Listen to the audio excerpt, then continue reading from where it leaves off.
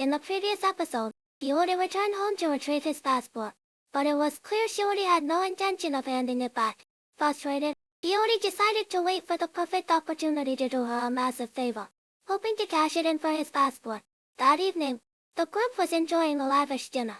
Kohei and Chisa couldn't help but marvel at the incredible food, realizing Iori was actually from a wealthy family.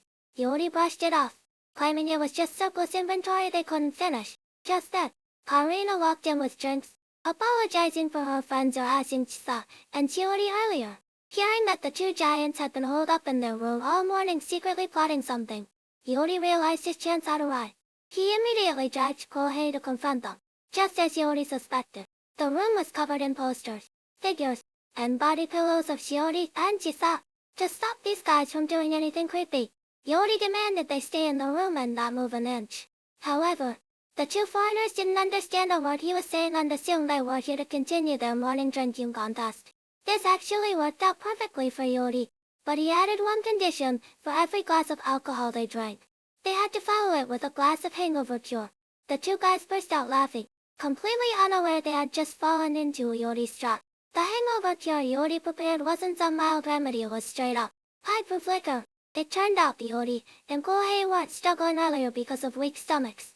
The foreigners' drinks were just too sweet for them, and they needed strong booze to balance it out.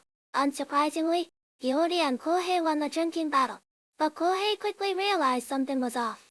If these three guys were from the same club, didn't that mean Karina was one of them too?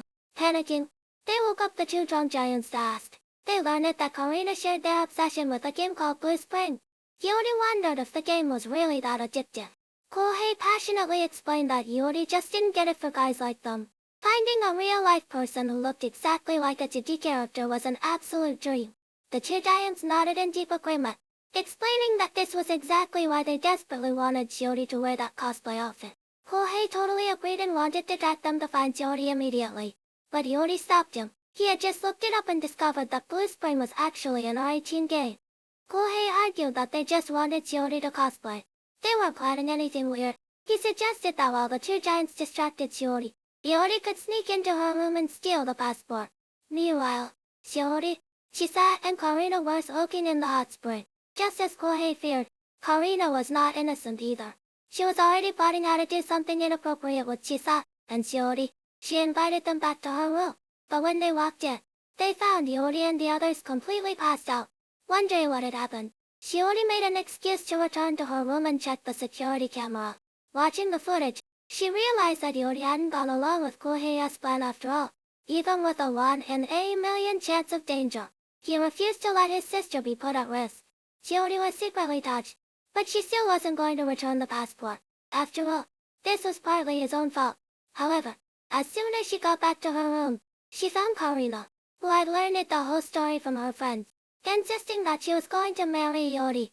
Karina declared that this would make Iori her sister-in-law, meaning the three of them could explore spicy things together.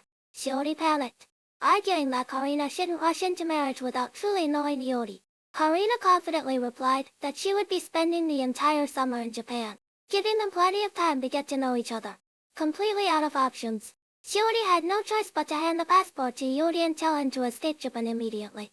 Despite all the chaos, Iori finally got his passport back, so what kind of wild adventures await them on their trip to Palau? Follow the channel to catch the latest anime updates as soon as they drop.